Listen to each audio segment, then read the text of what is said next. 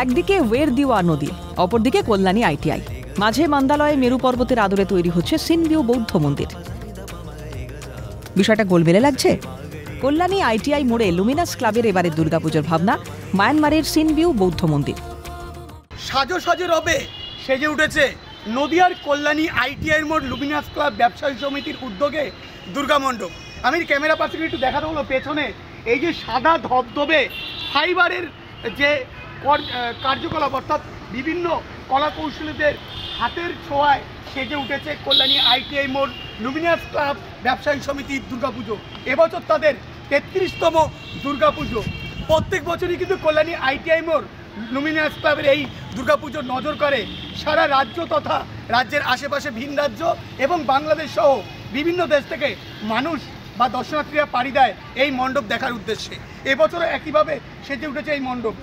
এই সংগঠন প্রতি বছরই তাদের মণ্ডপ সজ্জায় তাক লাগিয়ে দেয়, এবছরও তার ব্যতিক্রম হচ্ছে না। 2025 সালে 33তম বর্ষে তাদের পুরো প্যান্ডেলের বাইরের অংশ ধবধবে সাদা ফাইবার দিয়ে তৈরি হচ্ছে, যা আধুনিক প্রযুক্তির ছোঁয়া আনছে। অন্যদিকে আকারে আকৃতিতে মুগ্ধ করবে আগত দর্শনার্থীদের। ভেতরে সৌন্দর্য ফুটিয়ে তোলার উদ্দেশ্যে ব্যবহার করা হয়েছে পাটকাঠি, কদবেল, পাহাড়ি ফল সহ বিভিন্ন সামগ্রীর উপর বার্নিশ করে হস্তশিল্পের কাজ করা হচ্ছে। ক্লাব কর্তৃপক্ষ জানিয়েছেন, এবছরে মণ্ডপের উচ্চতা হবে প্রায় 180 ফুট এবং দৈর্ঘ্য হবে প্রায় 140 ফুট, যা রাজ্যের মধ্যে বৃহৎ প্যান্ডেলের মধ্যে পড়বে। বিগত 2 বছরের মতো এবারেও প্রতিমাতে থাকছে বিশেষ চমক। প্রতিমা নির্মাণ হচ্ছে চাকদায়। চাকদার মৃৎশিল্পী অনুপ গোস্বামী এই মূর্তির রূপ দিচ্ছেন। পাশাপাশি দেবী দুর্গা সেজে উঠবে সোনার অলঙ্কারে, 80 কিলো স্বর্ণ অলঙ্কারে সেজে উঠবেন প্রতিমা।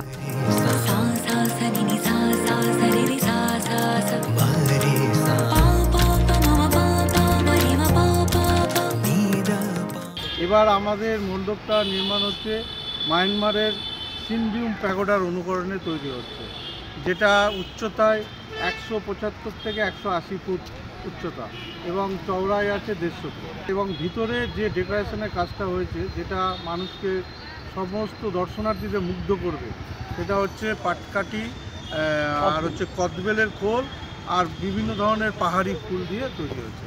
চমক বলতে দেখুন, আপনারা হয়তো সকলেই পরিচিত এই অনুপ গোস্বামী, যে বিদেশে যাদের ঠাকুর পাঠিয়ে দেয়, সে এবার আমাদের এইখানে মণ্ডপ নির্মাণ করছে, প্রতিমা নির্মাণ করছে। এবং তার সঙ্গে হচ্ছে প্রায় 80 কেজি মতো সোনার গহনা দিয়ে মাকে মোড়ানো থাকে। হ্যাঁ, এবছরও আমরা প্রতিকূলতার মধ্যে পড়েছিলাম, যেহেতু এবার আমাদের ফাইবার কাস্টিংয়ের কাজ। ফাইবার কাস্টিংটা আমাদের কি হয়, আমরা প্রথমে ডাইসে করে মানে সেটাকে আমরা সেটিং করতে হয় প্যান্ডেল, তারপরে আমাদের জয়েন্টগুলো পুটিং মারতে হয়, তারপরে কালার করতে হয়, উপরে বসেই কালারগুলো করতে হয়।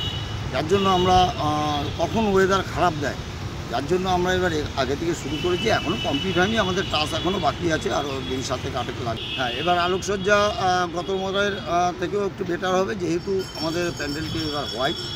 আর এই হোয়াইটের উপরে মানে সাদা কালারের উপরে সবসময় আলো উজ্জ্বলতা। আলোকসজ্জায় থাকবে একেবারেই অন্য মাত্রার ছোঁয়া। বিশেষ লাইটিংয়ের মাধ্যমে সারা মণ্ডপকে জীবন্ত করে তোলা হবে থিমের বাহারে। বুদ্ধ পূর্ণিমার দিন কল্যাণী আইটিআই লুমিনাস ক্লাব এবং ব্যবসায়ী সমিতির দুর্গাপুজোর মণ্ডপের খুঁটি পুজো হয়েছে। বাঁশের স্ট্রাকচার এবং কাঠের বাটামের ওপর বাইরের অংশ সাদা ধবধবে ফাইবার দিয়ে ফুটিয়ে তোলা হয়েছে।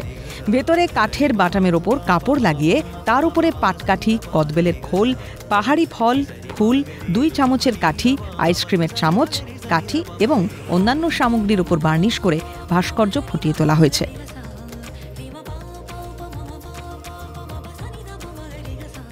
আইটিআই মোড় লুমিনাস ক্লাবের রেকর্ড কিন্তু আইটিআই মোড় লুমিনাস ক্লাবেই ভাঙে।